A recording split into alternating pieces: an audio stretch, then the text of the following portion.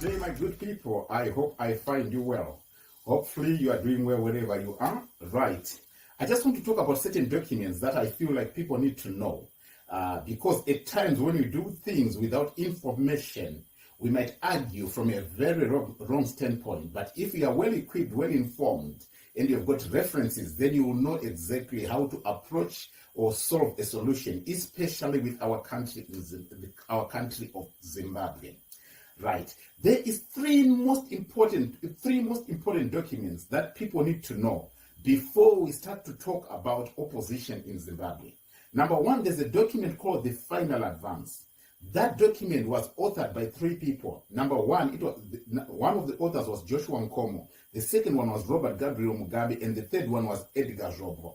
Those three authored that document, the Final Advance. The second document that is very critical and very important, which I believe was also mentioned yesterday by Honorable Mnangagwa, it is called the Gagawa document, the one that was finalized and concluded in Tanzania. I will tell you how it came to be. He referenced to it yesterday.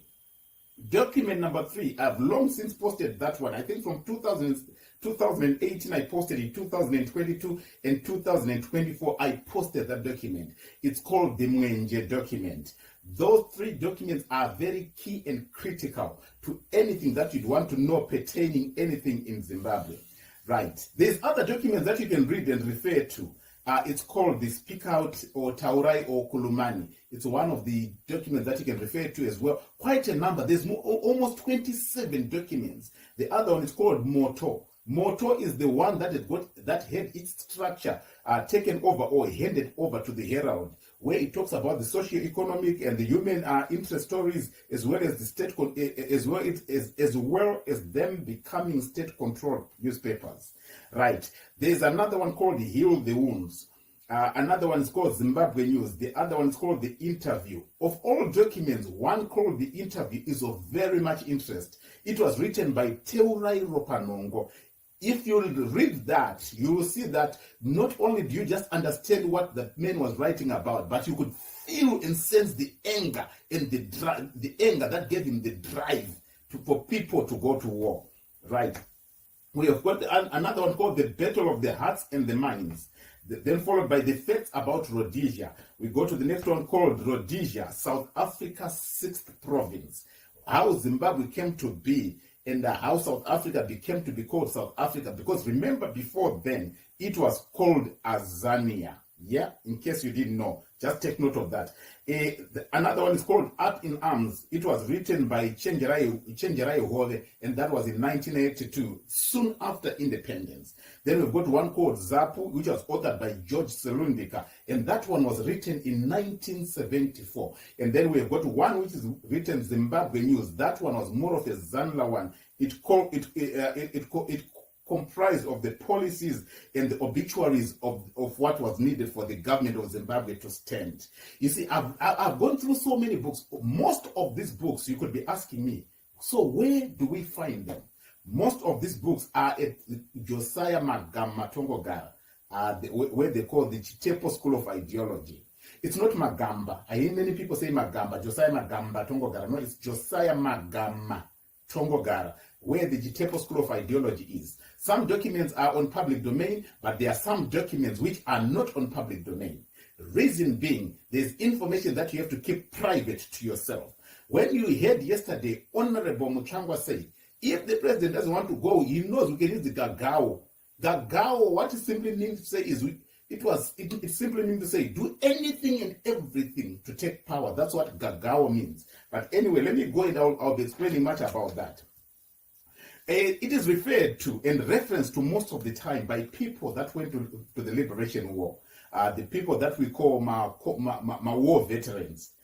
They say this is the document that changed the dynamics of the politics, because there was a time when Joshua Nkomo, who was hiding the Zipra, was trying to negotiate with the Rhodesian government, at the very same time, ANC had intervened, and they were also negotiating with Ndabaning Setole, who was also from the Mutare region area there. But when Josiah Tongogara was told, by then he was imprisoned in ANC, but nothing was materializing.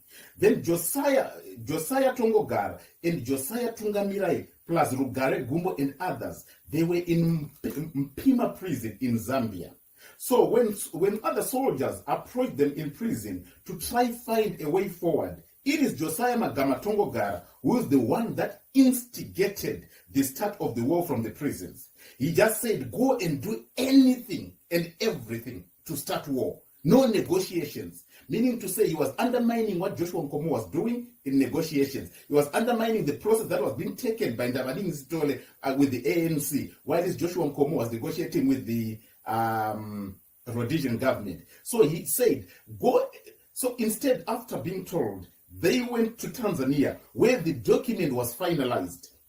And then and it was resolved after the finalization of the document. It was resolved that Abel Sibanda and Sol Sadza plus Rex Nongo were to go now to proceed to Maputo in Mozambique and tell the comrades that Zanla and Zipra have agreed to join forces and then take it to war. Takawira and Chitepo had just died, and the only senior member who had been left by then was Robert Gabriel Mugabe. And the two army commanders that were very trustworthy at the very same time, at that time, and very, very obedient to Robert Gabriel Mugabe, it was Edgar Tekere and Simon Muzenda. When I speak about these two, straight away, the minute I mention Edgar Tekere, you know definitely at one point he was a he was a chief man in the intelligence office. He is also the one who formed the party which was called ZUM, Zimbabwe Unit Movement. So when we see MDC propping up, it's a baby it's another party that has just come resembling what happened with ZUM to try and fight ZANU, but it is concluded, it was concluded that ZUM at the end of the day was a baby of ZANU.